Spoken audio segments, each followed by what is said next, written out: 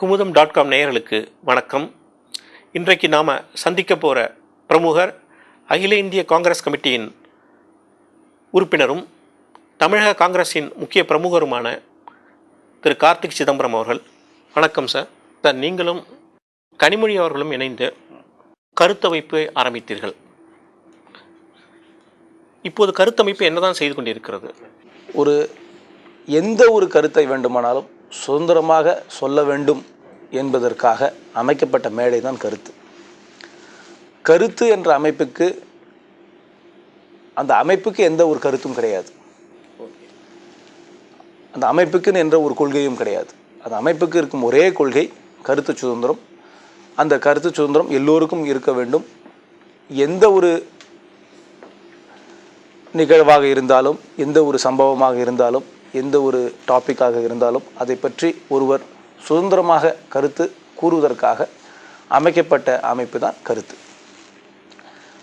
www.karuthu.com என்ற இணையதளத்தில் அது செயல்பட்டு கொண்டு வருகிறது. அவ்வப்பொழுது நாங்கள் ஒரு அரங்கத்தில் கூட்டம் போடவும் செய்கிறோம். ஆனால் அது மெயினாக இருக்கிறது வந்து இன்டர்நெட்டில் தான். அந்த சைட்டை போய் நீங்கள் டெய்லி பார்த்தீங்கன்னாவே ஒரு நாளைக்கு பல 100 பேர் அந்த சைட்டுக்கு வந்து அவருடைய கருத்துக்களை எல்லாம் சுதந்திரமாக சொல்லி ஒரு விவாதம் நடத்தி கொண்டிருப்பார்கள். அந்த விவாதம் வந்து பல டாப்பிக்களை பற்றி இருக்கலாம். கண்டெம்பரரி டாபிக்ஸாகவும் இருக்கலாம், லிட்ரரி டாபிக்ஸாகவும் இருக்கலாம். ஆனால் ஒரு ஹெல்த்தி டிபேட் கான்ஸ்டண்ட்டாக அந்த வெப்சைட்டில் நடந்து கொண்டு இருக்கிறது, தொடர்ந்து நடந்து கொண்டு இருக்கிறது. அது இன்னும் நீங்கள் ஆரோக்கியமாக இருக்கிறது. அதில் பல பேர் அதில் வந்து உறுப்பினராக இருக்கிறாங்க. இதில் உறுப்பினர் ஆவதற்கு எந்த ஒரு கட்டணமும் கிடையாது. இந்த அமைப்புக்கு செயலாளர், தலைவர் என்று யாரும் கிடையாது. அந்த மாதிரி ஹைரார்க்கியெல்லாம் கிடையாது. இதுதான் இந்த 21st செஞ்சுரியோட நியூ ஏஜ் ஆர்கனைசேஷன் சொல்லுவாங்க. There is no hierarchy, no membership. It is a free for all organisation.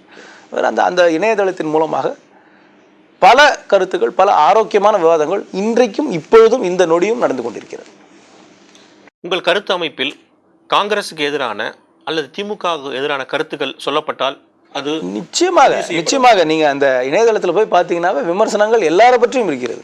விமர்சனங்கள் இருக்குது. இது வந்து தனிநபர் கொச்சையான முறையிலே தனிநபர் விமர்சனத்தை தவிர nothing else is censored in that website. சமீபத்தில் உங்கள் தந்தை சமர்ப்பித்த பட்ஜெட்டுக்கு எதிரான நிச்சயமாக இருக்கும். நான் பார்க்கவில்லை, ஆனால் அதை என்னால் ஒரே ஆளால் அதை படிக்க முடியாது. நிச்சயமாக பட்ஜெட்டை பற்றி விமர்சனங்கள் இருக்கும். உங்களுக்கு அதை பற்றி அந்த பட்ஜெட்டை பற்றி விமர்சனம் செய்ய வேண்டும் என்று விரும்பினீர்கள் என்றால் இன்றைக்கே இந்த இணையதளத்துக்கு சென்று உங்கள் கருத்தை நீங்கள் பதிவு செய்யலாம். இதனால் இது எனக்காகவோ, கனிமொழிக்காகவோ, திராவிட முன்னேற்ற கழகத்துக்காகவோ, காங்கிரஸுக்காகவோ ஆரம்பிக்கப்பட்ட இயக்கம் கிடையாது. இந்த இயக்கம் ஆரம்பிக்கப்பட்டதே வந்து ஒரு கருத்தை சுதந்திரமாக சொல்ல வேண்டும், எந்த ஒரு அச்சுறுத்தல் இல்லாமலும் ஒரு கருத்தை சொல்ல வேண்டும் என்பதற்காக ஆரம்பிக்கப்பட்ட இணையதளம், இயக்கம். அதே நோக்கத்தோடு தான் இன்று வரை செயல்பட்டு கொண்டு வருகிறது. எதிர்காலத்திலும் அதே நோக்கத்தோடு தான் செயல்படும். சரி சார், நம்ம பட்ஜெட்டுக்கு வருவோம். சமீபத்திய பட்ஜெட்டில் 60,000 கோடி ரூபாய் விவசாய கடன் ரத்து செய்யப்பட்டுள்ளது. ஸோ இந்த பிரச்சனை இப்போது முடிஞ்ச விவசாய கடன் ரத்து செய்யப்பட்டுள்ளது. சரி, இத்தனை பெரிய சுமை வந்து யார் தலையில் விடைய போகிறது அடுத்தது? ஒன்று புரிஞ்சுக்க மாட்டேங்கிறீங்க. இந்த 60,000 கோடி ரூபாய் என்ற கடன் ஏற்கனவே வங்கிகள் விவசாயிகளுக்கு கொடுத்து விட்டார். சரி, அந்த கடனெல்லாம் பெரும்பாலான கடன் வரா கடனாக இப்பொழுது வங்கிகளிலே அவர்களுடைய புத்தகத்தில் அப்படி தான் இருக்குது. அந்த வரா கடனை வந்து கவர்மெண்ட் வந்து லிக்விடிட்டி சப்போர்ட் பண்ணுறேன்னு சொல்கிறாங்க. அதனால் இந்த மெஷர் மூலமாக வங்கிகளுக்கு நன்மை தானே தவிர இது ஒன்றும் ஒரு பாரமாகவே இருக்க முடியாது. லிக்விடிட்டி சப்போர்ட் கண்டிப்பாக கொடுப்பாங்க. பாரம்ன்றது ஒரு சமுதாயம், ஒரு இந்தியா என்ற நாடு, இந்த தேசம் தான் அந்த பாரத்தை சொல்லுவாங்க. எந்த ஒரு பாரமாக இருந்தாலும் நாளைக்கே வந்து ஒரு நிலதிர்ச்சி ஏற்படுதா, சுனாமி நடந்து போச்சுன்னு வச்சுங்க. சுனாமி நடந்து போச்சுனாக்க சுனாமிக்காக பல 1000 கோடி ரூபாய் செலவு பண்ணியிருக்கோம். பலருக்காக சொன்னோம். சமுதாயம், தேசம் தான் எல்லா பாரத்தையும் சுமக்க வேண்டும். அதே போல் இந்த பாரத்தையும் சமுதாயம், தேசம் தான் சுமக்கும். விவசாயிகள் என்பது என்னமோ நமக்கு அப்பாற்பட்டு நமக்கு வேண்டாதவர்கள் என்று விவசாயத்தில் இல்லை. இந்த நாட்டில் 65% மக்கள் நேரடியாக விவசாயத்தில் ஈடுபடுகிறார்கள்.